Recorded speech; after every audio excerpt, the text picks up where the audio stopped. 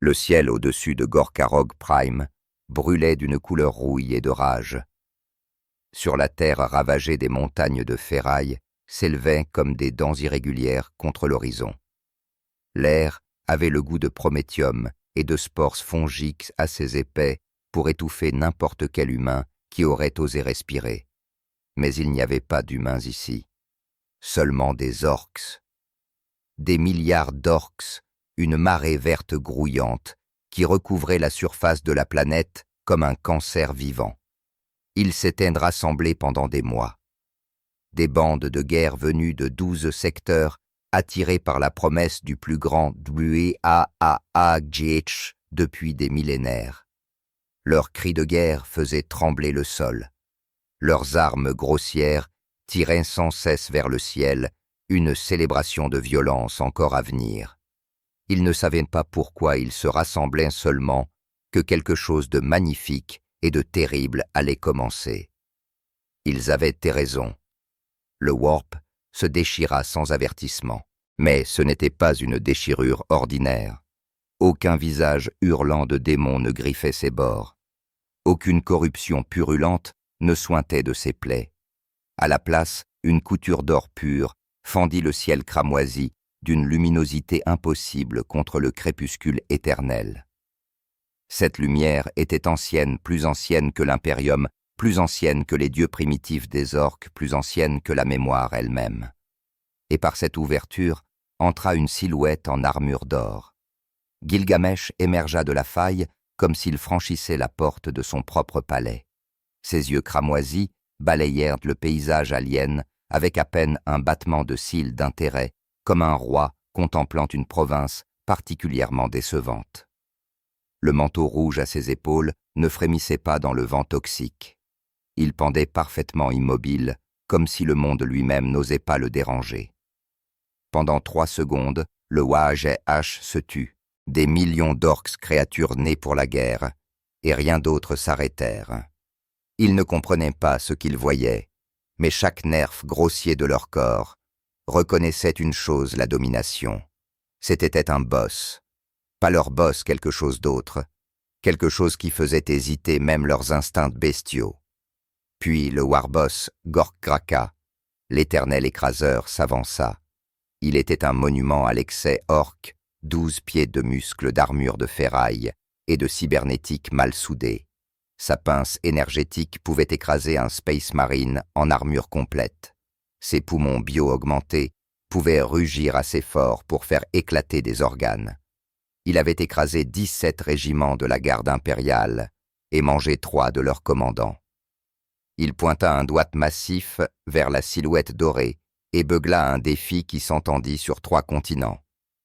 « Oi, sale guide toute brillante à l'air d'un bon bout de baston !» Les orques explosèrent.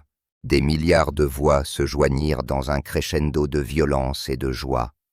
Ils chargèrent comme un océan vert, avide de combats impatients, de se mesurer à cet étrange nouvel ennemi.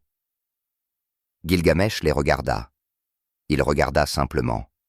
Puis d'une voix qui traversa le champ de bataille, sans même monter d'un ton, il parla.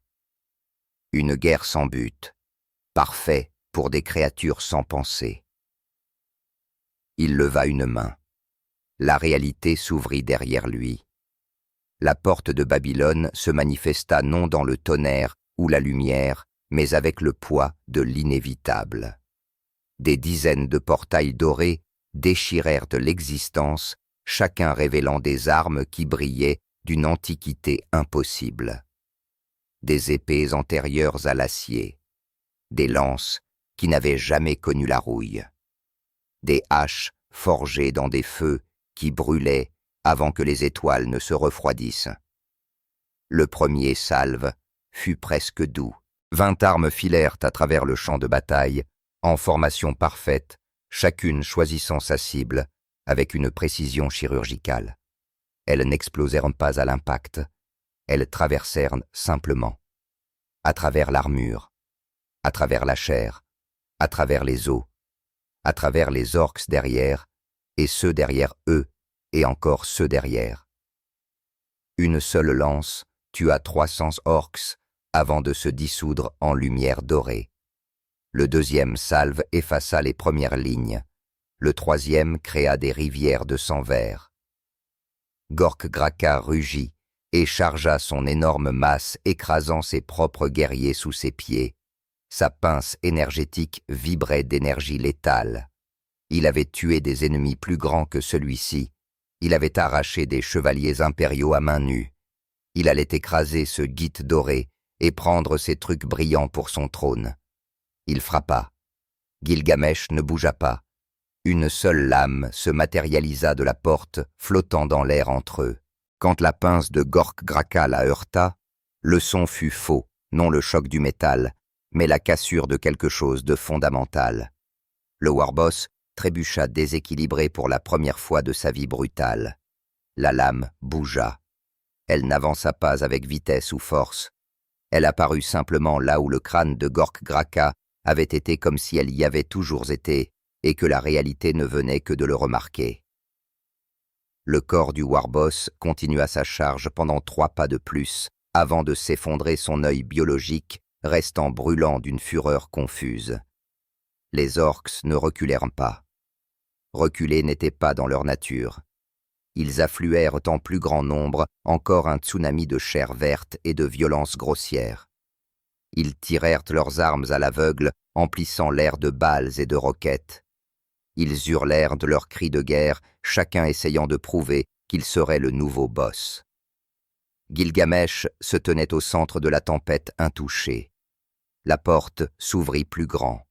100 portails, 200, 500. Le ciel lui-même semblait devenir doré, chaque ouverture révélant une arme supplémentaire, un autre instrument d'anéantissement. Elles partirent en vague désormais, une danse chorégraphiée de destruction qui traçait des motifs géométriques à travers la horde orque.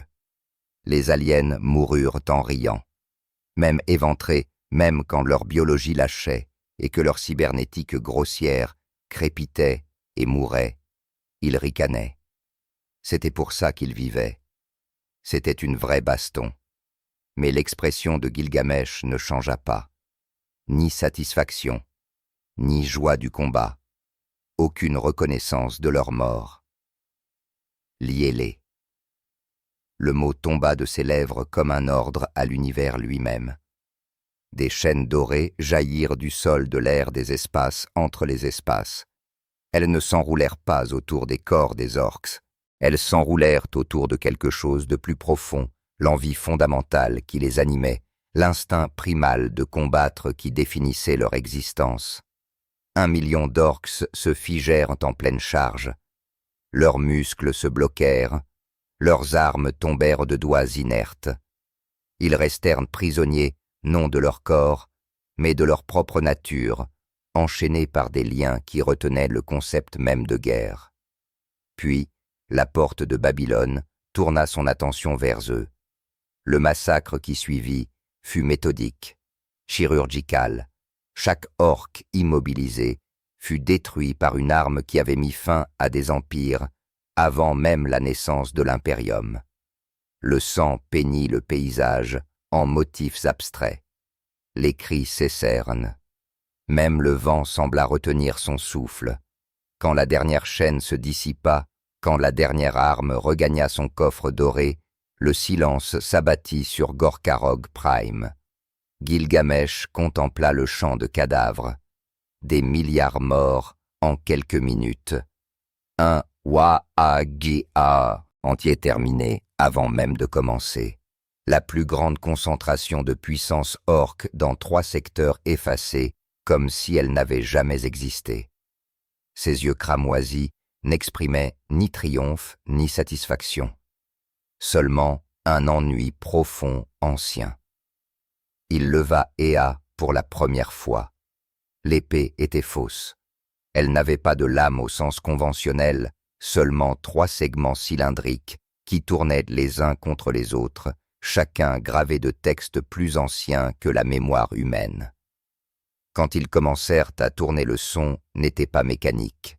C'était le son de la réalité se rappelant comment se défaire. Enuma Elish. Il prononça les mots sans emphase, comme s'il lisait un simple fait d'une histoire qui n'avait pas encore été écrite. Le monde commença à se défaire. L'espace se tordit autour de l'épée tournoyante, se repliant en géométries impossibles. Le sol se fissura en cercle concentrique parfait, rayonnant depuis l'endroit où se tenait Gilgamesh. Le warp et le matérium se mélangèrent incapables de maintenir leur séparation face à quelque chose qui les précédait. Une lumière dorée consuma tout, pas la lumière du feu ou de l'énergie, mais la lumière de l'existence pure s'affirmant. Elle se répandit sur la planète en une vague d'autorité absolue, désintégrant la matière non en atomes, mais en le souvenir de ce que les atomes avaient été avant d'apprendre à exister. Gorkarog Prime mourut sans bruit. Quand la lumière s'estompa, Gilgamesh se tenait dans le vide, là où une planète avait existé. Des astéroïdes de matière compressée dérivaient autour de lui tout ce qui restait d'un monde entier. Quelque part au loin, l'étoile du système continuait de brûler, ignorant qu'un de ses enfants avait été effacé de l'existence. Le roi des héros resta immobile un instant, son armure dorée ne reflétant que le vide. Puis il se tourna et parla au néant. Il criait pour la guerre. Je leur ai donné le silence. La faille dorée s'ouvrit de nouveau derrière lui. Il y entra sans se retourner, sans cérémonie, sans reconnaître qu'il venait de commettre un génocide à une échelle qui aurait horrifié l'impérium. La faille se referma. Dans l'obscurité de l'espace, les balises de navigation commencèrent à détecter des anomalies. Les astropathes dans les systèmes voisins se prirent la tête, percevant un vide, là où rugissait autrefois un hurlement psychique. Les archivistes impériaux notèrent dans leurs registres « Événement d'élimination Xénos inconnu, Gorkarog Prime, cause inconnue, niveau de menace, redéfinir les paramètres. »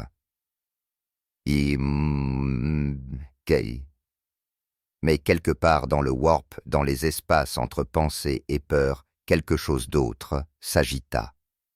Les dieux du chaos le sentirent une présence qui n'appartenait pas à un pouvoir, qui ne répondait à rien. Les innombrables yeux de Tsench se tournèrent vers l'anomalie avec fascination. Le trône de corne trembla d'anticipation. Slaanesh goûta quelque chose d'exquis et de terrible. Nurgle perçut la fin d'un cycle avant qu'il ne commence. Et sur Terra, au plus profond du palais impérial, un cadavre sur un trône d'or ouvrit des yeux qui n'avaient plus vraiment vu depuis des millénaires. Pour la première fois en 10 000 ans, l'empereur de l'humanité ressentit quelque chose qu'il avait presque oublié. La reconnaissance. Le roi doré était entré dans la galaxie. Et plus rien ne serait jamais comme avant. La tempête Warp qui apparut à 3 unités astronomiques de Terra n'était semblable à aucune autre. Pendant 10 000 ans, l'Imperium avait répertorié chaque variété de corruption capable de déchirer la réalité. On connaissait le hurlement de la rage de Khorne, le murmure des plans de Tsench, la douce pourriture du jardin de Nurgle, l'appel séducteur de l'excès de Slaanesh. Chacune avait sa signature, son empreinte psychique qui annonçait le danger à venir. Celle-ci n'était aucune d'elles. Les astropathes la sentirent des premiers. Sur toute Terra des cryptes les plus basses jusqu'aux plus hautes flèches de l'Astronomicon, chaque âme psychique touchée par la lumière de l'empereur s'effondra soudainement. Mais ils ne hurlèrent pas d'avertissement contre des démons ou la corruption. Ils pleurèrent des larmes de confusion, d'émerveillement de quelque chose qui ressemblait à une reconnaissance mais ne pouvait être nommé. « Un second soleil », murmura l'un d'eux avant de perdre conscience. « Doré, si doré ». Dans la chambre des hauts seigneurs, les protocoles d'urgence s'activèrent en quelques minutes. Des cerveaux-crânes cactèrent leur code d'alarme. Les écrans pictes s'allumèrent, montrant l'anomalie, une déchirure dans l'espace qui brillait non des couleurs maladives du warp, mais d'un or pur radiant. Le seigneur commandant militant Draxus abattit son poing augmétique sur la table d'obsidienne. Analyse. Tout de suite. Les méchants dendrites d'un technoprêtre frémirent, tandis qu'il traitait les flux de données. Signature warp détectée, mais indice de pureté à des niveaux impossibles. Aucune souillure démoniaque détectée, aucun marqueur de corruption chaos. Ceci est... Il s'arrêta, son camp binaire bégayant, propre. De l'énergie warp propre, le visage buriné de l'inquisiteur Vauque se tordit d'incrédulité. Impossible, le warp n'a pas été propre depuis avant la chute des Eldar. Mais sur toute la planète Trône, un autre récit prenait déjà forme. Les cloches de l'ecclésiarchie sonnaient non d'alarme, mais de célébration. Des prêtres envahirent les rues, proclamant la vérité évidente, l'empereur revenait. Après 10 millénaires d'attente, le maître de l'humanité allait se lever de son trône d'or et conduire l'humanité à la gloire une fois de plus. Des millions s'agenouillèrent en prière.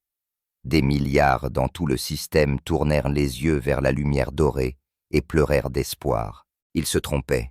L'amiral Corvan de la flotte de bataille Solar reçut ses ordres en moins d'1 heure, investiguer, identifier et, si nécessaire, éliminer. Sa flotte comptait 20 vaisseaux de guerre, dont 3 cuirassés de classe Apocalypse, chacun une cathédrale de destruction capable de fendre des planètes.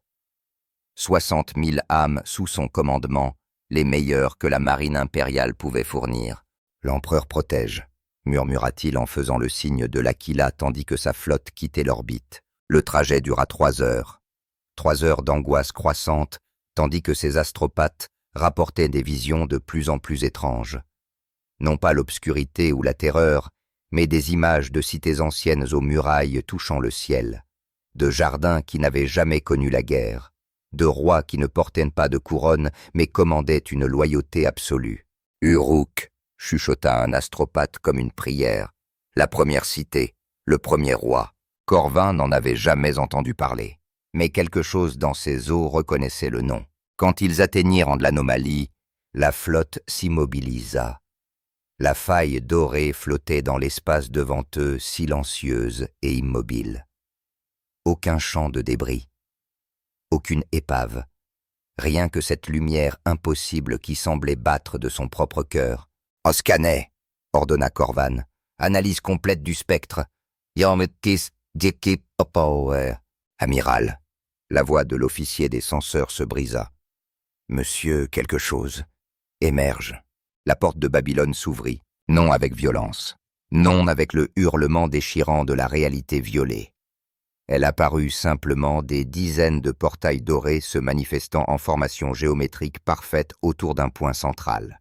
Et par ce point central, une silhouette entra dans le vide spatial. Gilgamesh se tint dans le vide comme s'il marchait dans les couloirs de son palais. Aucune armure ne l'enfermait, aucun champ protecteur ne scintillait autour de sa forme. Il existait simplement là où aucun humain n'aurait dû survivre les lois de la physique, semblant oublier leur emprise sur lui.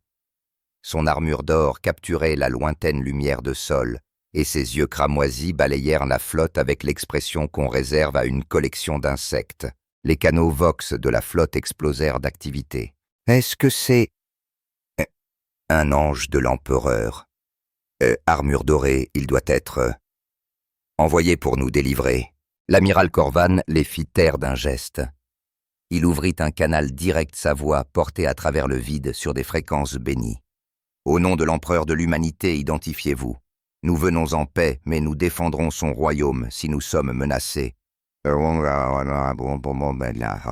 Gilgamesh tourna son regard vers le vaisseau amiral. Pendant un instant, il regarda simplement, et dans cet instant, Corvan sentit le poids de quelque chose de vaste et d'ancien peser sur son âme. Pas la froide malveillance du chaos, mais autre chose. Quelque chose qui le faisait se sentir petit comme il ne l'avait plus été depuis l'enfance. Quand Gilgamesh parla, sa voix traversa chaque canal Vox de la flotte sans avoir besoin d'être transmise. Elle résonna simultanément dans le warp et dans le matérium, chaque mot tombant comme une pierre dans une eau calme. « Empereur !» Il inclina légèrement la tête comme si le concept l'amusait. « Vous parlez du cadavre sur le trône. » Silence. Silence totale et absolue sur 20 vaisseaux de guerre. Puis le chaos. Des officiers hurlèrent des ordres. Des commissaires sortirent leurs pistolets bolters exécutant les membres d'équipage figés par le choc devant l'hérésie qu'ils venaient d'entendre. Des prêtres gémirent des prières d'exorcisme. Les batteries de canons pivotèrent vers la silhouette dorée. L'amiral Corvan sentit son sang se glacer. Hérésie, l'hérésie suprême. Parler ainsi de l'empereur, c'était s'attirer non seulement la mort, mais l'effacement de l'histoire elle-même. Toute batterie, força-t-il à travers des lèvres engourdies, feu à volonté. Au nom de l'empereur détruisez cette chose. Les batteries lances ouvrirent de l'enfer. Les macrocanons rugirent. Des torpilles filèrent à travers le vide chacune, portant assez de puissance destructrice pour raser des cités. La puissance de feu combinée de 20 vaisseaux concentrés sur un seul point, un maelstrom de violence qui aurait dû vaporiser n'importe quoi sur son passage. Gilgamesh ne bougea pas. Il regarda simplement la destruction approcher avec un intérêt modéré, puis leva une main. La porte de Babylone répondit à sa volonté, s'étendant jusqu'à ce que les étoiles elles-mêmes semblent avalées par la lumière dorée. Mais aucune arme n'émergea pour contrer l'assaut. À la place, quelque chose de bien plus terrible se produisit. Les torpilles disparurent. Les rayons lances s'évanouirent. Les obus de macro-canons cessèrent simplement d'exister, aspirés dans les portails dorés, comme s'ils n'avaient jamais été tirés. Puis les portails tournèrent de leur attention vers les vaisseaux eux-mêmes. Le premier cuirassé, l'éternel vigie, fut avalé entier. Non détruit, consommé. Sa coque massive, 8 kilomètres d'acier béni et de foie, se comprima sur elle-même, tandis qu'elle était tirée vers un portail à peine plus grand qu'un transport rhino. Le métal hurla. Les membres d'équipage furent plaqués contre les cloisons, tandis que la gravité s'inversait. Puis, avec un son semblable à la réalité qui se replie sur elle-même, le vaisseau entier disparut dans la porte. 3000 âmes. Partis en quelques secondes, l'amiral Corvan regarda avec horreur vaisseau après vaisseau subir le même sort. Non explosés dans une bataille glorieuse, mais simplement pris, collectionnés comme des babioles par un enfant qui les trouvait vaguement intéressantes. Sa flotte, la fierté de la Sainte Terra, était démantelée sans qu'un seul tir ne soit rendu. Tous les vaisseaux dispersion translation warp d'urgence autorisation Corvan Omega Sept. Mais le warp ne répondit pas. La lumière dorée l'avait scellé, rendu inaccessible. Ils étaient piégés dans l'espace réel avec un être qui défiait toute compréhension. Gilgamesh observa les vaisseaux tenter de fuir. Il fit un petit geste presque dédaigneux et la porte s'étendit davantage. Les vaisseaux restants furent pris comme des poissons dans un filet, chacun comprimé et absorbé dans les portails dorés. Prières et hurlements furent étouffés, tandis que la réalité elle-même les consumait. En 7 minutes, 19 vaisseaux avaient disparu. Il ne restait que le vaisseau amiral de Corvan. La radiance du trône, ses moteurs morts, ses armes silencieuses. Sur la passerelle, l'amiral tomba à genoux. Non en défi, non en ultime résistance, mais dans un simple désespoir absolu. Autour de lui, son équipage fit de même. 50 000 âmes, sachant qu'elles allaient mourir et ne comprenant pas pourquoi. Par le hublage, ils virent Gilgamesh approcher marchant dans l'espace comme sur la terre ferme. Il s'arrêta devant l'immense vaisseau et pour la première fois depuis son arrivée, parla de nouveau. Cet univers est rempli de fer. Ses yeux balayèrent la coque, prenant en compte l'architecture gothique, les inscriptions dévotionnelles, les symboles de foi martelés sur chaque surface. Mais il manque d'or. Il leva la main, et la porte de Babylone pulsa une fois. Je suis venu rappeler ce qu'est un vrai roi. L'amiral Corvan trouva sa voix une dernière fois. S'il vous plaît, murmura-t-il, sachant d'une manière ou d'une autre que la silhouette dorée pouvait l'entendre. Nous servons. Nous pouvons vous servir. Dites-nous seulement ce que vous voulez. Pendant un instant, quelque chose comme de la déception passa sur le visage de Gilgamesh. Je n'ai pas besoin de serviteurs qui s'agenouillent par peur. La porte s'ouvrit plus grand. Un vrai roi règne sur ceux qui se tiennent debout. La radiance du trône commença à s'effondrer. Corvan eut le temps d'une dernière pensée qu'il avait peut-être passé toute sa vie à genoux devant le mauvais trône, avant que lui et ses 50 000 âmes ne disparaissent dans la lumière dorée. Gilgamesh se tint seul dans le vide, là où une flotte avait été. 20 vaisseaux de guerre, 60 000 vies, tous consommés, et ajoutés à sa collection en moins de temps qu'il n'en faut pour achever une prière. Il n'en tira ni satisfaction, ni triomphe. Ce n'étaient que des insectes qui prenaient leur peur pour de la loyauté. À peine digne d'effort. Il tourna son regard vers Terra, le joyau bleu-vert suspendu dans l'obscurité. Même à cette distance, il pouvait le sentir, la présence sur le trône d'or. Un poids psychique qui pesait sur la galaxie elle-même, retenant la marée du chaos par pure et simple obstination. Ainsi c'est cela le roi de l'humanité désormais. Ses lèvres esquissèrent en quelque chose qui n'était pas tout à fait un sourire. Un cadavre qui a oublié comment se tenir debout. Sur Terra, au plus profond du sanctuaire du palais impérial, quelque chose bougea. Les yeux du cadavre empereur, qui n'avait plus vraiment focalisé depuis des millénaires, se tournèrent vers l'anomalie lointaine. Pendant une fraction de seconde, 2 rois se regardèrent à travers le vide. Puis Gilgamesh se détourna. Il n'était pas encore prêt pour cette confrontation. Pas encore. Le roi cadavre attendrait. Il y avait d'autres affaires à régler, d'abord des leçons à enseigner des empires, à humilier de faux dieux à congédier. La porte de Babylone s'ouvrit derrière lui et il y entra sans un regard en arrière. La faille dorée s'effondra, ne laissant que le vide. Mais le mal était fait. Sur Terra, les survivants du les rescapés du choc psychique se réveillèrent avec de nouveaux cauchemars. Les hauts seigneurs se réunirent en session d'urgence, leurs archives, montrant l'impossible, la flotte de bataille Solar avait simplement disparu.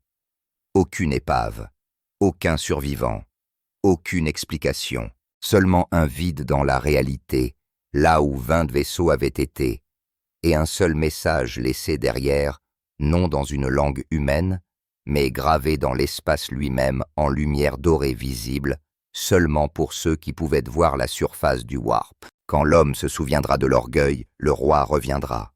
L'Inquisition le classa immédiatement. Niveau de menace Maximus. Désignation l'anomalie dorée.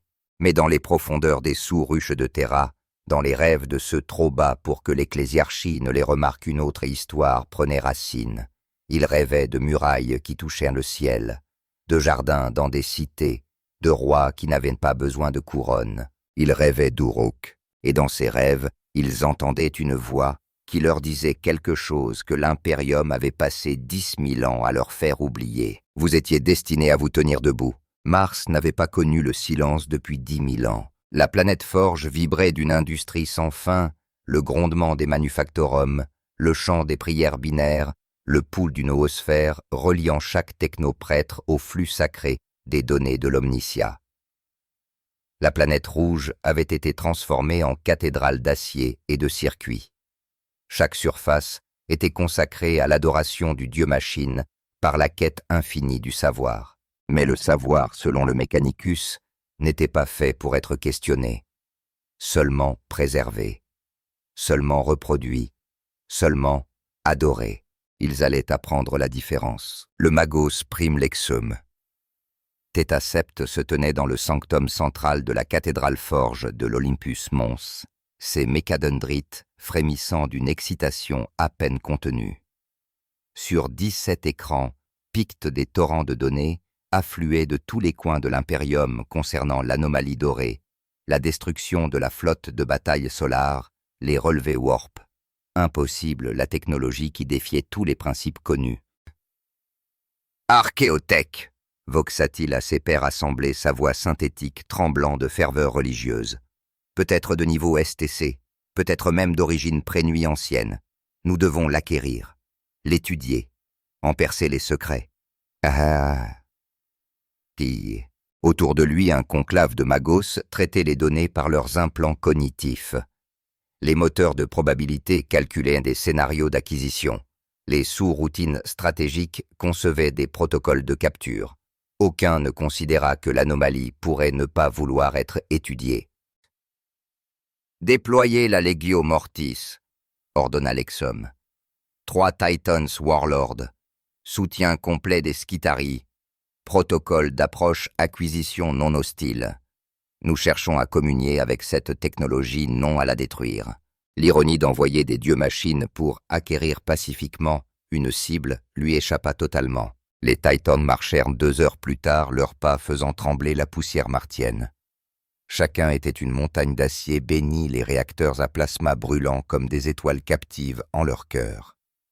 Derrière eux marchaient 10 000 Skitarii, leur corps plus machine que chair, leurs esprits câblés directement au réseau tactique du noosphère. Ils ne s'attendaient pas à ce qu'ils trouvèrent. Gilgamesh se tenait au centre du complexe forge du Noctis Labyrinthus, entouré de machineries industrielles qui fonctionnaient sans interruption depuis l'âge sombre de la technologie. Les tapis roulants s'arrêtèrent. Les serviteurs d'assemblage se figèrent en plein mouvement. L'ensemble du complexe venait simplement de cesser, comme s'il reconnaissait la présence de quelque chose qui rendait sa fonction superflue. La silhouette dorée examinait une arme partiellement assemblée, un modèle sacré que les adeptes du Mechanicus avaient passé des siècles à tenter de reproduire à partir de fragments de données. Il la prit d'une seule main, la tourna, et son visage n'exprima que la déception. « Une copie d'une copie d'un souvenir », dit-il à personne en particulier. « Comme vous êtes tombé bas. » Le Titan Warlord de tête Adamanthus verrouilla ses systèmes d'armement sur la cible. Par le nosphère, le Magos Lexum s'adressa directement à lui, sa voix transmise par 1000 haut-parleurs. « Entité inconnue, vous vous trouvez sur le sol sacré de l'Omnicia. Nous ne venons pas en ennemis mais en chercheurs de connaissances. Permettez-nous d'étudier votre nature et nous vous accorderons l'honneur suprême, la préservation dans les voûtes de Mars pour l'éternité. » Gilgamesh leva les yeux vers la machine de guerre colossale.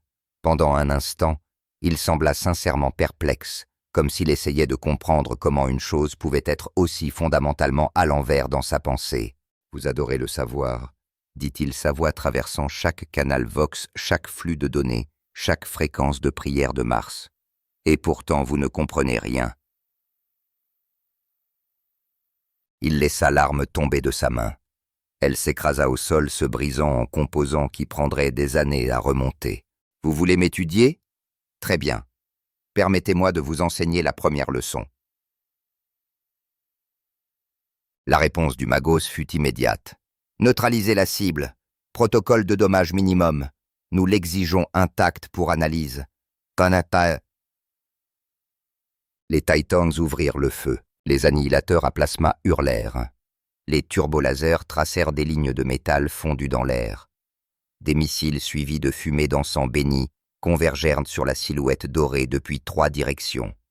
Puissance de feu suffisante pour raser une cité soigneusement calibrée pour neutraliser sans détruire. Gilgamesh leva une main. La porte de Babylone s'ouvrit mais pas comme auparavant. Cette fois, les portails apparurent avec une précision chirurgicale. Chacun placé non pour intercepter le feu entrant, mais pour démontrer un point. Un jet de plasma frappa un portail et disparut. Il ressortit d'un autre portail directement derrière le Titan, qu'il avait tiré heurtant son propre blindage de réacteur. Pas assez pour le percer, juste assez pour le faire chanceler. Une salve de missiles disparut dans la lumière dorée, puis réapparut en suivant exactement la même trajectoire, mais en sens inverse, explosant contre les Skitarii qui les avaient lancés. Chaque attaque fut retournée contre sa source. Non par déviation ou contre-feu, mais par une compréhension parfaite de la trajectoire du timing et de l'intention. Ce n'était pas un combat. C'était une leçon de physique donnée par l'humiliation. « Vous calculez », dit Gilgamesh en avançant tandis que les tirs se courbaient autour de lui comme l'eau autour d'un rocher. « Mais vous ne comprenez pas. Vous préservez mais vous ne créez pas. Vous adorez la machine, mais vous avez oublié pourquoi les machines furent construites. » Il désigna les Titans du geste. Elles furent faites pour servir l'homme, non pour être servies. La porte s'étendit. De l'intérieur émergèrent des armes, non les simples épées, et lances d'avant mais autre chose. Des constructions anciennes qui faisaient paraître les Titans comme des jouets d'enfants. Chacune était impossible fabriquée de matériaux sans désignation dans les archives du Mechanicus, fonctionnant selon des principes qui violaient la physique établie. Elles ne détruisirent pas les Titans. Ce aurait été du gaspillage. Elles les défirent. Un rayon de lumière cristalline frappa les jambes d'Adamant Truth. Le métal ne fondit pas, ne se brisa pas. Il oublia simplement comment être du métal.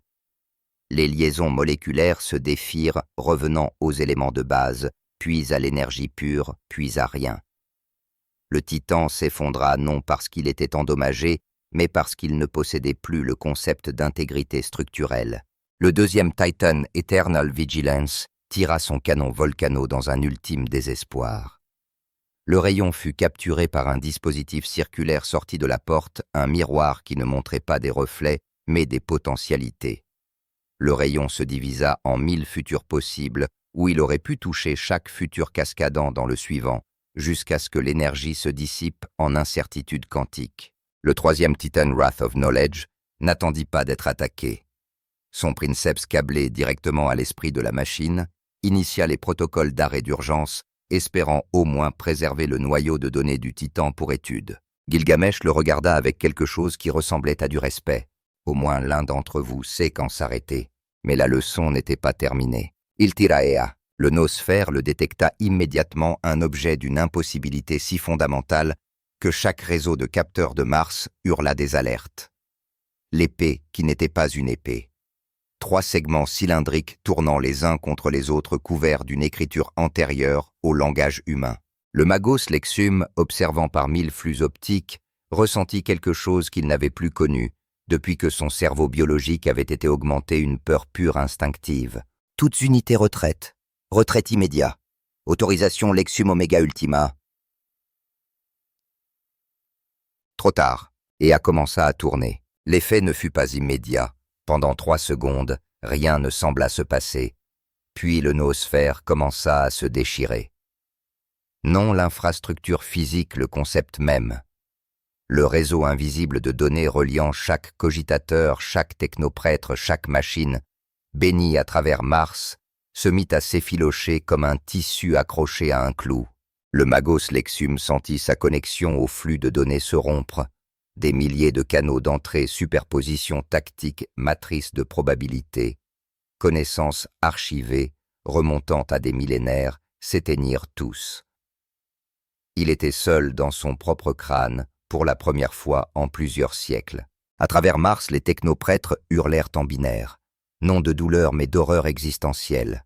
Ils étaient aveugles, sourds, coupés de l'océan d'informations qui avait défini leur existence, contraints de se fier à des sens biologiques qu'ils avaient passé leur vie à réprimer. Ils devaient penser par eux-mêmes. Gilgamesh se tenait au centre du silence, croissant la rotation d'Ea, ralentissant jusqu'à l'arrêt. Il regarda les Titans figer les Skitarii, paralyser la planète Forge désormais privée de son système nerveux numérique. Le savoir sans question est esclavage. Il planta Ea pointe la première dans le sol martien. Je vous dépouille des chaînes que vous appelez sagesse. Une pulsation de lumière dorée jaillit de la lame balayant la planète entière. Le noosphère ne revint pas. À la place commencèrent 13 jours de silence absolu des données. 13 jours pendant lesquels le Mechanicus dut se souvenir de ce que signifiait penser, questionner, comprendre plutôt que simplement calculer. Certains se brisèrent sous la pression. Certains devinrent fous, incapables de fonctionner sans leur connexion numérique. Mais d'autres rares se rappelèrent quelque chose que leur ordre avait oublié, la curiosité. Gilgamesh retira Ea et se tourna pour partir.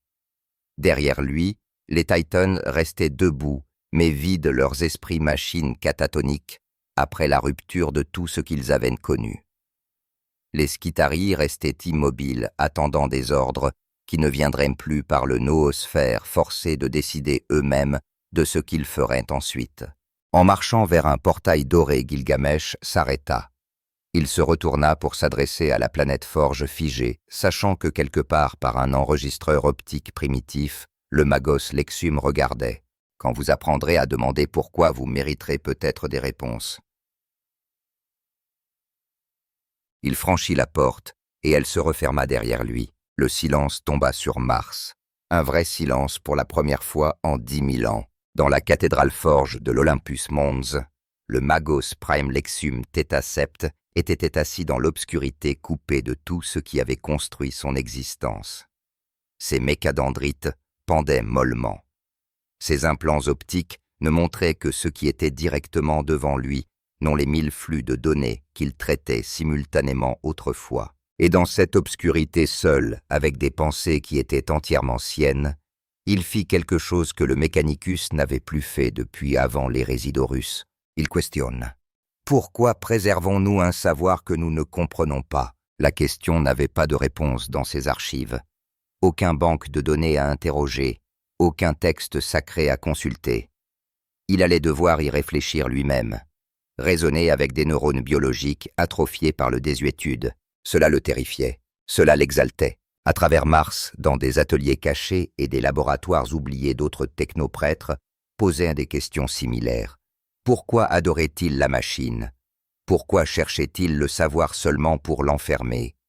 Pourquoi ne demandait-il jamais pourquoi? Le Mechanicus classerait officiellement l'événement comme l'hérésie du silence doré. Ils excommunieraient ceux qui questionnaient trop fort. Ils reconstruiraient le noosphère en 13 jours, rebâtissant leur prison confortable de certitude. Mais la graine était plantée. Dans l'esprit de ceux qui avaient goûté à la pensée véritable, qui avaient questionné et n'avaient trouvé aucune réponse facile, quelque chose s'était éveillé. L'infection de la curiosité se répandrait lentement, silencieusement à travers le Mechanicus. Et un jour, peut-être, il se souviendrait que la quête du savoir ne consistait pas à préserver le passé. Elle consistait à construire l'avenir. Mais ce jour n'était pas encore venu.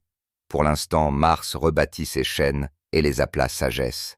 Seul le Magos Lexum, assis seul dans son sanctum obscur, se permit une dernière pensée hérétique avant de se reconnecter aux noosphères. Peut-être le roi doré avait-il raison.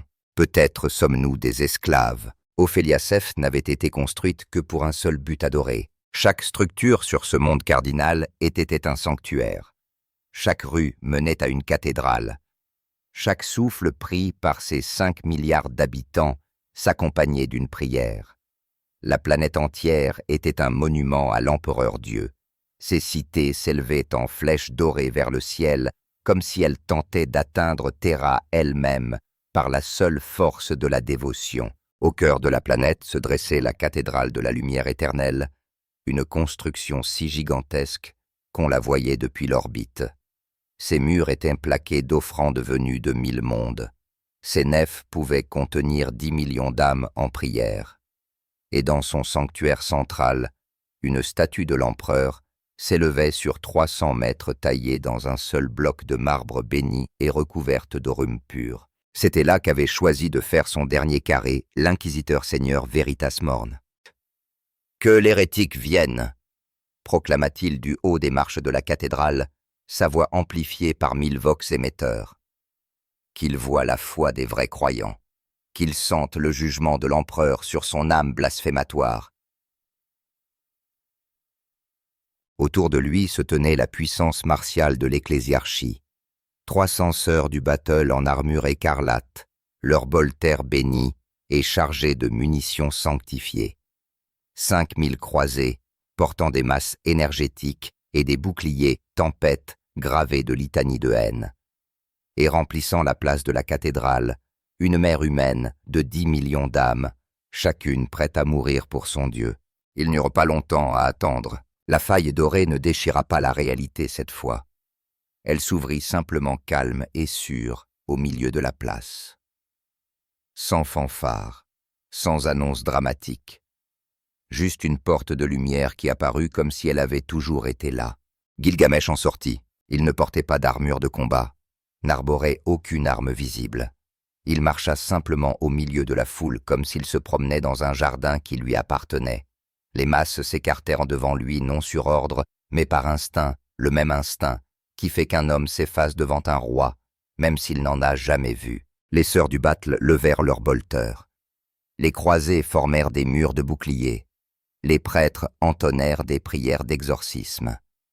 Mais Gilgamesh ne leur prêta aucune attention. Ses yeux cramoisis étaient fixés sur la cathédrale elle-même, sur la statue colossale de l'empereur qui dominait le ciel. Il gravit les marches de la cathédrale passant devant des lignes défensives qui auraient dû l'arrêter, devant des barrières bénies qui auraient dû brûler la chair démoniaque. Rien ne l'affecta. Il n'était pas du warp, il n'était pas du chaos, il était simplement autre. À l'entrée de la cathédrale, il s'arrêta, leva une main et la posa sur la surface dorée de la statue de l'empereur. Le contact fut doux, presque révérencieux. Pendant un instant, rien ne se produisit. Puis Gilgamesh parla et sa voix résonna sur toute la planète. Un dieu qui a besoin de prières pour exister n'est pas un dieu. 10 millions de fidèles suffoquèrent comme un seul homme. Un roi n'a besoin que d'être. Les mots ne furent pas criés. Ils furent énoncés comme un simple constat, de la même façon qu'on dirait que l'eau est mouillée ou que le feu est chaud. Pourtant, ils frappèrent les foules assemblées comme un coup physique. Certains tombèrent à genoux, d'autres serrèrent plus fort leur chapelet.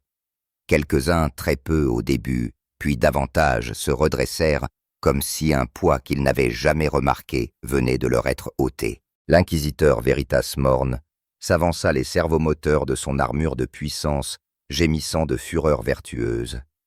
Il était vieux, cet inquisiteur, 3 siècles de service à l'empereur, des milliers d'hérétiques brûlés, des dizaines d'incursions démoniaques repoussées. Sa foi était absolue, éprouvée dans les feux des heures les plus sombres de l'impérium. « Hérétique !» déclara-t-il en activant son bâton de force. Une énergie psychique crépita autour, bénie par le toucher même de l'empereur lors de son investiture sur Terra. Tu te tiens dans le lieu le plus saint de ce secteur et tu oses blasphémer. Moi, inquisiteur Seigneur Veritas Morn, en vertu de l'autorité du Dieu empereur de l'humanité, je te nomme excommunicat traitoris.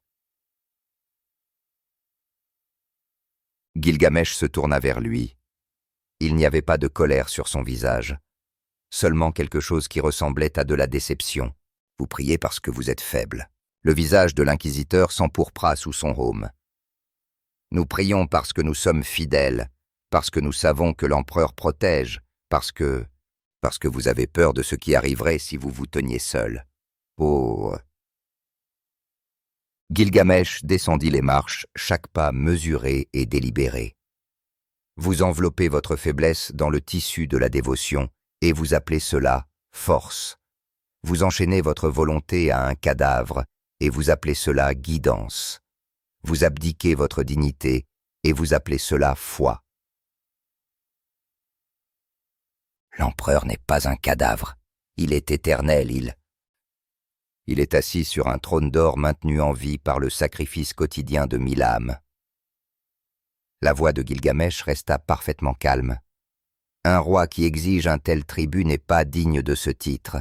Un dieu qui réclame un tel paiement n'est pas un dieu que je reconnaîtrais. Et c'est ça que... Morn leva son bâton de force très haut. Un pilier de feu warp jaillit de son extrémité assez chaud pour réduire un Land Raider en scories. Les fidèles assemblés poussèrent des acclamations, certains de voir la justice de l'empereur s'accomplir. Les flammes frappèrent le Gilgamesh et s'arrêtèrent simplement, non déviées, non absorbées. Elles l'atteignirent et oublièrent comment brûler, se dissipant comme brume matinale. « Impossible, souffla Morn.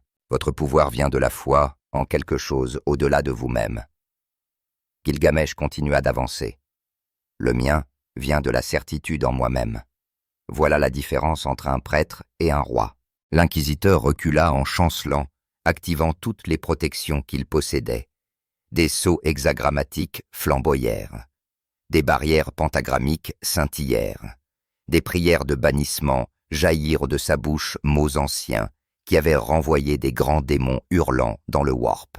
Gilgamesh traversa tout cela comme s'il s'agissait de toiles d'araignée matinales. « Je ne suis pas un démon prêtre. Vos sceaux sont sans effet. » Il s'arrêta à portée de bras de Morn. « Je suis ce qu'était l'humanité avant d'apprendre à s'agenouiller, avant d'échanger l'orgueil contre la survie, avant de choisir la peur plutôt que la liberté. » Hérésie, haleta Morn, mais le mot avait perdu sa puissance. Pour la première fois en 3 siècles, le doute s'insinua dans son esprit. Si cet être n'était pas du chaos, pas du warp, alors qu'était-il? Qu'est-ce qui pouvait résister à la bénédiction de l'empereur sans brûler? Tu veux me lier, n'est-ce pas? Très bien. Laisse-moi te montrer ce qu'est une vraie chaîne. Il leva une main. Des chaînes dorées jaillirent du sol, mais elles ne s'enroulèrent pas autour de Gilgamesh. Elles s'enroulèrent autour de l'inquisiteur morne, autour de son bâton de force, autour de la foi même, qu'il avait soutenue pendant 3 siècles. Les chaînes du ciel Enkidu se manifestèrent non comme des entraves physiques, mais comme des entraves conceptuelles. Morn sentit sa connexion à l'empereur vaciller. Pas couper ce qui aurait été une miséricorde. Au contraire, il sentit le doute. Des questions qu'il avait passé sa vie à réprimer exigèrent en soudain des réponses. Pourquoi l'empereur exigeait-il un tel sacrifice? Pourquoi la foi imposait-elle l'abandon de toute question? Pourquoi la dévotion se mesurait-elle en ignorance plutôt qu'en compréhension? Les chaînes se resserrèrent autour de son âme, et Morn hurla non de douleur mais d'horreur existentielle. Laissez-le. La sœur supérieure. Arabella de l'ordre de la rose sacrée chargea suivie de son escouade. Le feu des boltères emplit l'air, chaque bolt béni et fidèle. Gilgamesh ne bougea pas. La porte de Babylone s'ouvrit au-dessus de lui, mais aucune arme n'en tomba. À la place, autre chose pleuva des portails dorés, de la pluie, mais pas de l'eau de l'or liquide pur et en fusion cascadant comme un jugement divin. Les sœurs se dispersèrent en s'attendant à l'anéantissement. Les croisés levèrent de leurs boucliers. Les fidèles hurlèrent et fuirent, mais la pluie dorée ne brûla aucune chair. Elle tomba sur la cathédrale elle-même, sur les murs bénis, et les flèches sacrées sur les monuments, les sanctuaires et les autels. Partout où elle touchait l'or, rencontrait l'or et la cathédrale commença à fondre, non avec violence, mais avec une terrible inéluctabilité. Les murs plaqués d'or coulèrent comme de l'eau. Les icônes sacrées se dissolurent en flaques de lumière. La statue de 300 mètres de l'empereur se liquéfia, ses traits s'effaçant, jusqu'à ne laisser qu'une masse informe de métal précieux. Et pourtant, aucune personne ne fut blessée. La pluie dorée tomba autour d'eux à travers eux, comme s'ils n'existaient pas, ou comme si seuls les symboles de la foi étaient assez réels pour être détruits. En quelques minutes, la cathédrale de la lumière éternelle avait disparu. À sa place ne restait que le peuple des millions d'âmes debout sur un sol nu, sous un ciel ouvert, sans rien entre eux et les cieux au-dessus. Plus de murs pour s'abriter, plus d'icônes auxquelles prier, plus d'intermédiaires entre eux et l'univers. Seulement eux-mêmes. Certains pleurèrent, certains ragèrent, mais d'autres d'abord, quelques-uns puis davantage, se redressèrent, respirèrent plus profondément, regardèrent leurs propres mains comme s'ils les voyaient pour la première fois. Gilgamesh traversa la foule en direction de l'horizon. Les chaînes du ciel se dissipèrent de l'inquisiteur morne, le laissant effondrer à genoux, l'esprit plein de questions qu'il ne pouvait plus faire taire. Les sœurs du battle baissèrent leurs armes non sur ordre, mais par confusion. Que défendaient-elles si la cathédrale elle-même avait disparu? Pourquoi combattaient-elles si leurs symboles avaient fondu? Avant d'atteindre le bord de la place, Gilgamesh se retourna. Sa voix, quand il parla, fut presque douce. La foi est une prison magnifique.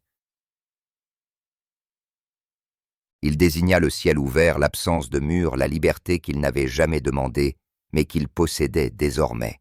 Je n'ai fait qu'ouvrir la porte. Que vous la franchissiez ou non est votre choix. La faille dorée apparut devant lui.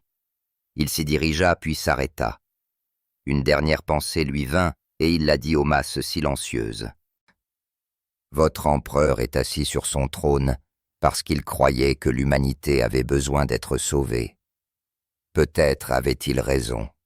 Peut-être étiez-vous faible. Ses yeux cramoisis balayèrent la foule. Mais j'ai vu ce que vous étiez avant d'apprendre à prier. J'ai vu l'humanité quand elle construisait des cités qui touchaient les étoiles sans demander la permission aux dieux. J'ai vu vos ancêtres se tenir fiers sans que la foi les soutienne. Vous étiez magnifique alors, vous pourriez l'être à nouveau. Il franchit de la faille. La porte se referma. Le silence tomba sur Ophélia VII. 5 milliards d'âmes se tinrent sous un ciel ouvert dans les ruines de leur plus grande cathédrale avec pour seule compagnie leurs propres pensées. L'inquisiteur morne resta à genoux, son bâton de force oublié à ses côtés.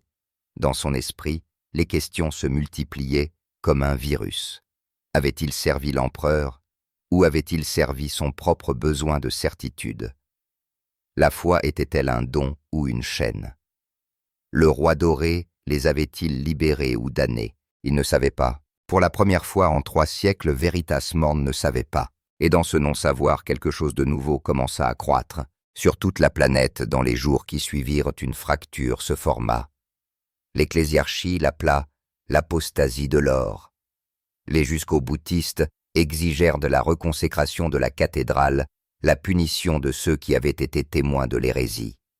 Mais d'autres, ceux qui avaient senti le poids s'enlever de leurs épaules quand les murs étaient tombés, refusèrent de revenir à la prière. Ils n'adoraient pas le roi doré. Cela aurait vaincu son propos. Ils vivaient simplement autrement, questionnaient, choisissaient eux-mêmes en quoi croire plutôt que d'accepter ce qu'on leur disait. L'infection se répandit lentement, silencieusement à travers Ophélia VII et au-delà. Dans des poches dispersées de l'impérium des gens, commencèrent à murmurer d'un roi qui n'exigeait pas l'adoration, d'un hérétique qui libérait plutôt qu'asservissait, de la possibilité que l'humanité n'ait pas besoin de Dieu pour être grande. Ils s'appelèrent les déliés. L'ecclésiarchie les appela l'hérésie d'Uruk et entama une purge qui durerait des décennies. Mais la graine était plantée.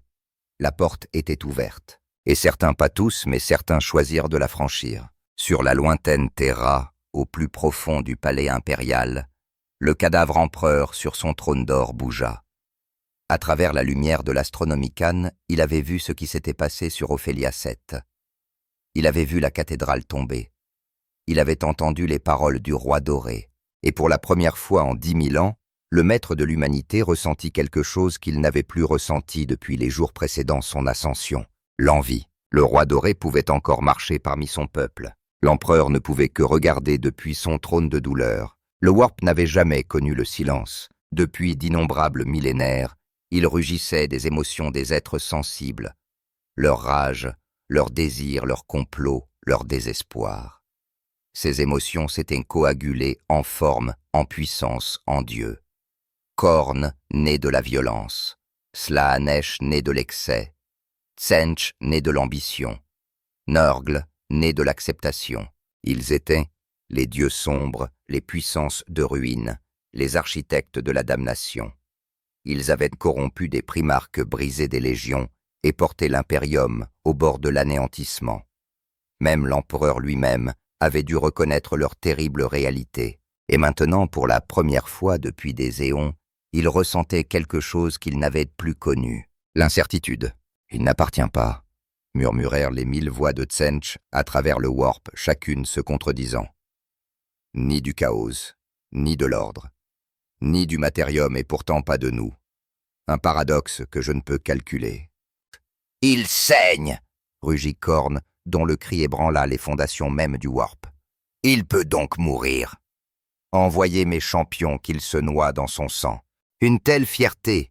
ronronna Slaanesh, sensation et extase ondulant dans chaque syllabe. Une certitude si parfaite, si absolue. Je dois la posséder. Je dois goûter ce que signifie être aussi complet. Nurgle rit un son humide et malade qui résonna dans des jardins infestés. Il résiste au changement, résiste à la corruption. Comme c'est délicieux, montrons-lui que tout pourrit, tout retourne au cycle. Pour la première fois depuis leur naissance, les 4 dieux furent d'accord. Cette anomalie, ce roi doré, devait être éprouvée, comprise, conquise ou détruite. Ils allaient découvrir que certaines choses sont au-delà même des dieux. L'œil de la terreur se tordit d'anticipation tandis que Gilgamesh s'approchait. Il ne se faufila pas, ne se cacha pas, ne fortifia pas son âme contre la corruption, ni ne s'enveloppa de protection psychique. Il ouvrit simplement une porte de lumière dorée et entra au cœur même du chaos, comme s'il pénétrait dans une pièce de son propre palais. Le warp hurla autour de lui réalité et irréalité saignant ensemble en géométrie impossible. Des choses démons qui n'auraient jamais dû exister dansaient dans le vide. Des rivières de sang coulaient vers le haut. Des couleurs impossibles agressaient des sens qui ne pouvaient les comprendre. Le concept même de santé mentale s'effilochait au bord. Gilgamesh contempla tout cela avec l'expression qu'un roi pourrait réserver à un jardin mal entretenu. Ainsi ce sont là les dieux qui terrifient l'humanité. Sa voix trancha le vacarme du warp comme une lame dans la soie, des reflets de faiblesse ayant pris forme. Le premier à répondre fut Korn. Un buveur de sang se matérialisa devant lui, un démon colossal de laiton et de fureur, ses haches dégoulinant du sang de 1000 mondes. Il était la rage incarnée, la violence perfectionnée, la plus pure distillation de la capacité de destruction de l'humanité. « Du sang pour le dieu du sang », rugit-il, et abattit ses haches avec assez de force pour fendre un titan en deux. Gilgamesh ne bougea pas. Des chaînes dorées jaillirent du néant, s'enroulant non autour des bras du buveur de sang, mais autour du concept même de sa violence.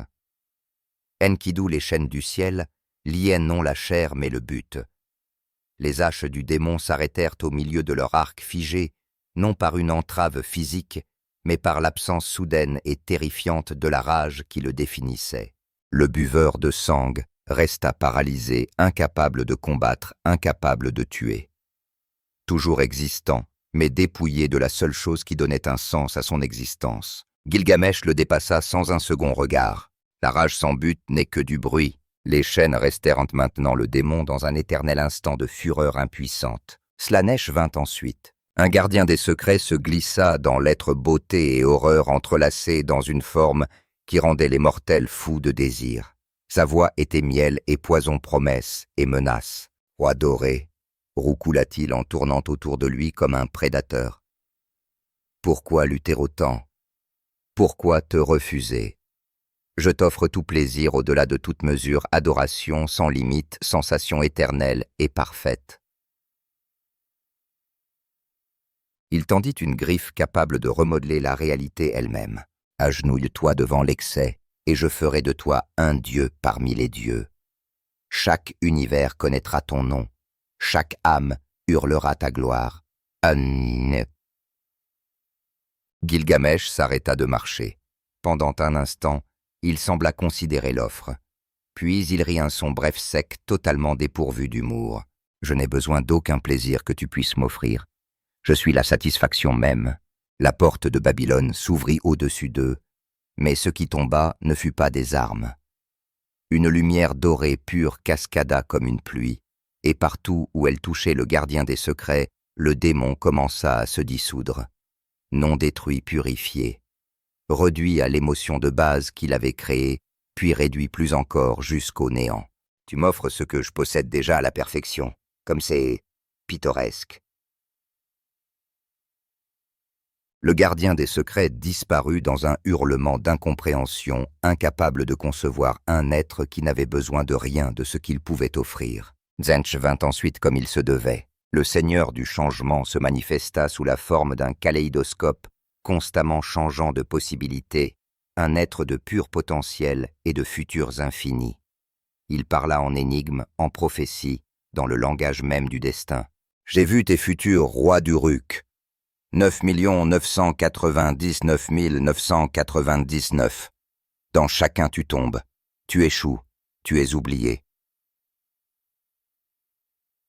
Les ailes du démon s'ouvrirent, et la réalité se fractura en 1000 chemins ramifiés. Chacun montrait la défaite de Gilgamesh, tué par l'empereur, consumé par le chaos perdu, dans le temps brisé par l'isolement. Le destin est inéluctable. La destinée est absolue.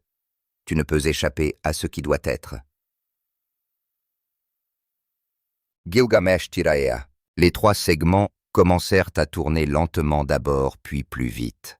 Le son n'était pas mécanique, c'était le son de la possibilité elle-même qui se défaisait. Tu tisses le destin pour ceux qui craignent le choix. La lame pointa vers les futurs fracturés, et ceux-ci commencèrent à s'effondrer. Non en un seul futur, mais en aucun. Le concept même de destinée prédéterminée se défie devant l'épée qui précédait la causalité. Moi je forge le mien. La rotation d'Ea atteignit sa vitesse critique, et le seigneur du changement hurla, tandis que ses plans soigneusement tissés se dissolvaient en incertitude quantique. Il s'enfuit dans les profondeurs du warp, sa voix résonnant de 1000 prophéties contradictoires qui ne signifiaient plus rien. Enfin vint Noggle. Le grand immonde apparut avec le bruit de la pourriture et l'odeur de jardin retournée à l'état sauvage. Il était massif, gonflé, jovial dans sa corruption. Contrairement aux autres, il n'attaqua pas, ne tenta pas. Il offrit simplement. « Pourquoi résistes-tu, petit roi ?» Sa voix était presque gentille. Combattre est épuisant. Lutter fait mal. Pourquoi ne pas simplement accepter, accepter le cycle, accepter que tout pourrisse, accepter la paix dans la pourriture et le confort dans la maladie. Il désigna le jardin de peste qui poussait autour de lui, beau à sa manière terrible, un écosystème de décomposition grouillant d'une vie grotesque. Tu n'as plus besoin de combattre, pose simplement ton orgueil, repose-toi dans le jardin de grand-père, laisse l'entropie t'emmener doucement vers la paix éternelle. Gilgamesh marcha droit vers le démon. Chaque pas le fit traverser des flaques de pestilence, passer devant des fleurs qui pleuraient du poison foulé un sol qui grouillait de maladie. Rien ne le toucha. La peste glissa sur sa peau comme de l'eau. La corruption ne prit pas racine. La décomposition qui était l'essence de Nörgl ne trouva aucune prise sur le roi des héros. La décomposition est pour ceux qui ont cessé de vivre. Il traversa le grand immonde comme s'il n'était que brume. Moi je n'ai jamais cessé. Derrière lui, l'avatar de Nörgl s'effondra en spore et en déception incapable de comprendre un être que l'entropie ne pouvait atteindre. Et alors les 4 dieux eux-mêmes parlèrent. Le warp convulsa, et 4 présences se manifestèrent non dans leur forme complète trop vaste pour que la réalité puisse les contenir, mais assez. Assez pour écraser des mondes d'une pensée. Assez pour rendre des civilisations folles par leur seule attention. Tzench parla le premier, sa voix comme du cristal qui se brise. Tu n'appartiens pas à cette réalité. Mon Senneden Sainasti. Gilgamesh resta immobile face à la divinité. Non, c'est moi qui définis la réalité. La rage de Khorne suivit une pression qui aurait brisé des montagnes. Affronte-moi au combat. Prouve ta force contre ma fureur éternelle. Je ne combats pas les ombres de moi-même. La séduction de Slanesh enveloppa les mots. Tu es magnifique. Imagine ce que nous pourrions créer ensemble. Quel plaisir nous pourrions façonner. Quelle hauteur nous pourrions atteindre. Tu m'offres la dégradation déguisée en ascension. Je refuse. Tché. L'acceptation de Nörgl s'installa comme un linceul. Tout finit, petit roi. Même l'orgueil, même la certitude, même toi.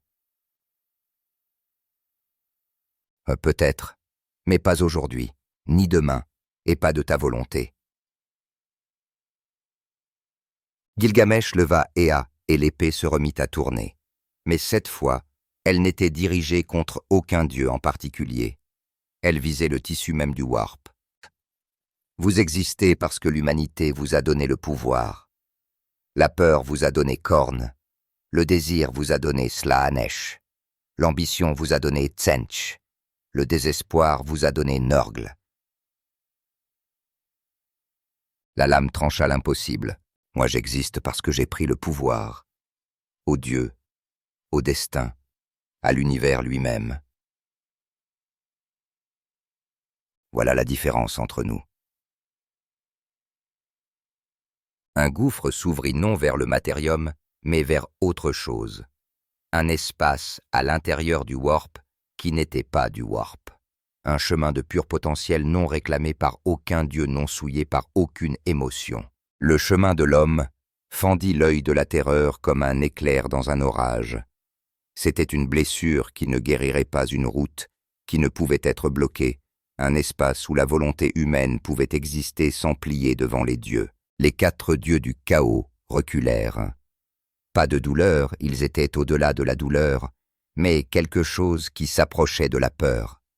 Ce chemin était anathème pour eux, un lieu où leur influence s'arrêtait, où l'humanité pouvait marcher sans leur murmure dans l'esprit. Pour la première fois depuis leur naissance, les puissances de ruine sentirent leur domination défiée. Gilgamesh abaissa Ea et se tourna vers les manifestations des dieux sombres. « Vous existez parce que l'humanité vous a donné le pouvoir. » Il fit un pas vers le chemin de l'homme. « Moi j'existe parce que j'ai pris le pouvoir. » C'est la différence entre nous. Il marcha dans le chemin doré et le warp ne put le suivre. Derrière lui, les 4 dieux hurlèrent, complotèrent, ourdirent. Mais ils ne purent fermer le chemin, ne purent reprendre l'espace qu'il avait taillé dans leur domaine.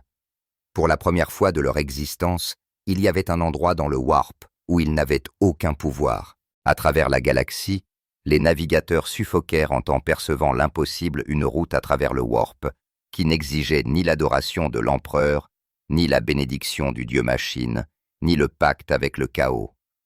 Un chemin où la seule volonté humaine suffisait. Certains l'appelèrent de miracle, d'autres hérésie. La vérité était plus simple, c'était un rappel qu'avant d'apprendre à prier, avant d'apprendre à craindre, avant de donner naissance à des dieux dans leur faiblesse, l'humanité avait marché seule, fière et libre, et qu'elle pouvait le faire à nouveau. Gilgamesh émergea du warp à la lisière de l'œil de la terreur, le chemin doré brillant encore derrière lui comme une cicatrice sur la réalité. Il ne se retourna pas sur son œuvre, ne se vanta pas de sa victoire sur les dieux sombres. Il poursuivit simplement son voyage. Il restait un dernier au trône à visiter, un dernier roi à affronter, et celui-là, contrairement aux dieux creux du chaos, avait autrefois été humain. Cette rencontre allait être intéressante. Terra n'avait jamais été aussi silencieuse. Les sirènes d'alarme s'étaient tues depuis longtemps. Les batteries de défense planétaire étaient restées muettes. Les flottes de la marine impériale, celles qui restaient, avaient reçu l'ordre le plus étrange de toute leur histoire, ne pas tirer, ne pas intercepter, ne pas interférer, parce que pour la première fois en 10 000 ans, l'empereur de l'humanité avait parlé, pas par l'intermédiaire d'un astropathe, pas par une vision, pas par un signe voilé ou une parole cryptique. Il avait parlé directement d'une voix qui résonna dans l'esprit de chaque psyker de la planète, de chaque custode, de chaque haut seigneur, de chaque âme encore capable de l'entendre. Laissez-le venir. Et ainsi les portes du palais impérial s'ouvrirent. Les grandes portes d'Éternium, hautes de 3 kilomètres, qui n'avaient été ouvertes qu'une seule fois depuis l'hérésie de Horus, grincèrent sur leurs gonds pour la première fois en 10 millénaires. Gilgamesh marcha seul. Il ne portait ni armée, ni flotte, ni démonstration de puissance. Seulement son armure d'or, son manteau rouge, et Ea à sa ceinture. Il franchit les portes comme un roi rentrant chez lui, après une longue absence, chaque pas résonnant sur le marbre du chemin des conquérants. Les custodes s'écartèrent. Non par peur, mais par ordre, leurs lances de garde baissées, leurs capes dorées immobiles. Même eux, les compagnons constants de l'empereur, ressentaient le poids de ce qui se passait. Le trône d'or l'attendait, au cœur du Sanctum Imperialis, au-delà des portes d'adamantium des champs de stase des sceaux psychiques et des gardes qui auraient dû rendre l'endroit plus imprenable que n'importe quelle forteresse de la galaxie, se trouvait la salle du trône.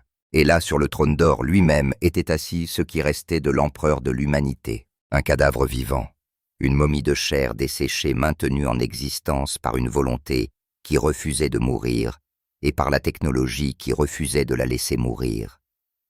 Des tuyaux d'or et d'argent s'enfonçaient dans sa chair. Des machines respiraient pour lui. Des psykers mouraient par milliers chaque jour pour le nourrir. Et pourtant, quand Gilgamesh entra, les yeux du cadavre s'ouvrirent. Des yeux qui avaient oublié la lumière. Des yeux qui avaient vu la naissance et la mort d'étoiles. Des yeux qui, pour la première fois depuis 10 000 ans, regardaient un égal. Gilgamesh s'arrêta à 10 pas du trône. Il ne s'agenouilla pas, ne salua pas, ne parla pas d'abord. Il regarda simplement, et l'empereur parla. Pas avec une bouche qui ne pouvait plus former de mots, mais directement dans l'esprit, une voix qui avait autrefois fait trembler les étoiles. « Tu es en retard. » Gilgamesh haussa un sourcil. « J'ai été occupé. » Un silence s'ensuivit lourd de 10 000 ans de souvenirs, de regrets, de choix. « Tu as détruit une flotte. Tu as brisé Mars. Tu as fait fondre une cathédrale. Tu as défié le chaos dans son propre domaine. La voix de l'empereur était calme, presque amusée. Tu as fait tout cela pour arriver jusqu'ici, pour me voir. Oui. Je suis venu voir ce qu'il était advenu du dernier roi de l'humanité. Gilgamesh fit un pas en avant. Je suis déçu. Le cadavre sur le trône bougea légèrement, un mouvement si infime qu'il aurait pu être une illusion. Et moi, je suis fatigué. Un autre silence. Puis l'empereur parla de nouveau, et cette fois sa voix portait le poids de 10 000 ans de douleur. Tu crois que je ne le sais pas. Tu crois que je n'ai pas vu ce que je suis devenu, un dieu enchaîné à une machine, un père qui a mangé ses fils, un roi qui a échoué. Les yeux morts fixèrent Gilgamesh avec une intensité qui aurait dû brûler l'âme. Je l'ai choisi. J'ai choisi cette douleur, ce sacrifice, cette prison, parce que c'était le seul moyen. Gilgamesh inclina légèrement la tête. Tu as choisi de devenir ce que tu combattais, un tyran assis sur un trône, exigeant l'adoration de ceux qu'il prétendait protéger. Je les ai protégés. La voix de l'empereur se durcit. Je les protège encore. Chaque jour je retiens le chaos. Chaque jour je brûle 1000 âmes pour maintenir la lumière de l'Astronomicon. Chaque jour je souffre pour qu'ils n'aient pas à le faire. Et tu les as rendus faibles. La réponse de Gilgamesh fut immédiate, tranchante. Tu les as rendus dépendants, terrifiés, incapables de se tenir debout sans ton ombre sur eux. Tu as fait d'eux des enfants. Ils étaient des enfants. L'empereur ne criait pas. Il n'en avait pas besoin. Ils avaient créé des dieux dans leur peur. Ils avaient ouvert la porte au chaos dans leur arrogance. Ils avaient besoin d'un père, d'un guide, d'un dieu. Non. Gilgamesh fit un autre pas. Ils avaient besoin d'un roi. Un silence plus long cette fois. Puis l'empereur rit. Un son sec cassé qui n'avait pas été entendu depuis 10 000 ans. Et tu crois que tu es ce roi? Je sais que je le suis. Gilgamesh leva Ea. L'épée ne brillait pas, ne pulsait pas. Elle était simplement là, ancienne, certaine, inéluctable. Je suis ce qu'était l'humanité avant d'apprendre à avoir peur, avant d'apprendre à prier, avant de donner son pouvoir à des dieux, à des machines, à des cadavres sur des trônes. Il fit un pas de plus. Je suis venu te libérer. L'empereur le regarda longuement. Tu veux me tuer. Je veux te laisser mourir. Un autre silence. Puis lentement, presque imperceptiblement, le cadavre sur le trône hocha la tête. Fais-le. Les machines s'arrêtèrent. Les tuyaux se déconnectèrent. Les seaux se brisèrent. Le flux de Psykers cessa. Pour la première fois en 10 000 ans, l'empereur de l'humanité fut libre. Libre de mourir. Son corps s'effondra en avant, la chair desséchée, se désintégrant en poussière dorée. Le trône d'or resta vide, et dans le silence qui suivit, Gilgamesh parla une dernière fois. « Tu as été un grand roi jadis. » Il se tourna pour partir. « Maintenant repose-toi. » Mais avant qu'il ne franchisse la porte, une dernière voix résonna dans son esprit. Faible, fatiguée, humaine. Et maintenant, Gilgamesh ne se retourna pas. Maintenant, ils apprennent à se tenir debout. Il quitta la salle du trône. Derrière lui, le trône d'or resta vide. Et pour la première fois en 10 000 ans, l'humanité fut seule. Vraiment seule. Et peut-être pour la première fois vraiment libre. Il n'y eut ni guerre civile, ni apocalypse, ni hurlement général, quand le trône d'or devint vide. Il n'y eut qu'un silence immense absolu qui tomba sur la galaxie comme une couverture d'or pur. Le phare de l'Astronomicon vacilla une seule fois, puis s'éteignit en douceur, sans explosion, sans agonie. Les navigateurs, habitués à la douleur brûlante de la lumière de l'empereur, sentirent soudain le warp devenir calme, pas mort, pas fermé, mais étrangement paisible, comme un océan après la tempête. Pour la première fois depuis 10 000 ans, on pouvait naviguer sans se brûler l'âme. Les flottes se retrouvèrent soudain capables de courtes translations warp, sans perdre la moitié de leurs astropathes. Les mondes isolés reçurent des nouvelles de secteurs voisins en quelques semaines plutôt qu'en siècles. Le commerce reprit. Les messages circulèrent. Les gens commencèrent très prudemment à espérer. Et partout dans chaque segmentum, dans chaque sous-secteur, dans chaque ruche et chaque monde agricole, la même question silencieuse se posa. Que faisons-nous maintenant? Il n'y eut pas de réponse officielle. Il n'y eut pas de nouveau Dieu. Il n'y eut pas de nouveau roi. Il n'y eut que le silence doré. Sur Terra, les hauts seigneurs se réunirent dans la salle, même où le trône était désormais vide. Ils attendirent des ordres qui ne viendraient jamais. Puis, un à un, ils quittèrent la pièce. Certains pleurèrent, d'autres rirent. La plupart se contentèrent de rentrer chez eux pour la première fois depuis des siècles. Les custodes posèrent leurs lances de garde. Pas par désespoir, mais parce que leur devoir était accompli. Le trône était vide. Leur veille était terminée. Ils ôtèrent leurs casques, regardèrent le ciel, et beaucoup choisirent simplement de partir de marcher parmi les gens qu'ils avaient protégés, sans jamais les connaître. Mars ralluma le nosphère, mais cette fois sans chaîne. Les technoprêtres qui avaient goûté à la véritable pensée refusèrent de revenir à l'ancien système. Ils commencèrent à poser des questions, à inventer, à créer. Les premiers vrais STC nouveaux depuis l'âge sombre de la technologie apparurent en moins d'une décennie. Sur Ophélia 7, les déliés construisirent une cité sans une seule cathédrale. Ils l'appelèrent Uruk Nova. Ses murs touchaient le ciel, mais ils étaient ouverts aux étoiles. Les gens y vivaient sans prêtre, sans empereur, sans Dieu. Seulement avec leurs propres lois, leurs propres choix, leur propre fierté. Dans le warp, le chemin de l'homme resta ouvert. Les démons ne pouvaient plus le toucher. Les dieux du chaos hurlèrent, complotèrent, envoyèrent des flottes noires entières, mais chaque fois qu'ils approchaient du chemin doré, leurs navires se désintégraient en poussière d'émotions, incapables de supporter l'idée d'une humanité qui n'avait plus peur d'eux. L'impérium ne tomba pas. Il se transforma simplement, lentement, irrémédiablement, magnifiquement.